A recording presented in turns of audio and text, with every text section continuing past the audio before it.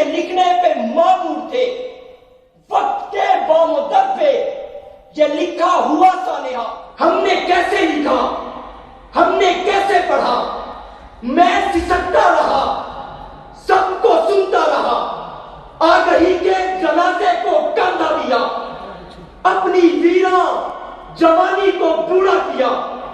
वक्त बढ़ता गया, दौर कटता गया, खत्म शुद्ध कीजिए ये किस्सा, ये नुस्खा, ये भाई वफा, खत्म शुद्ध कीजिए।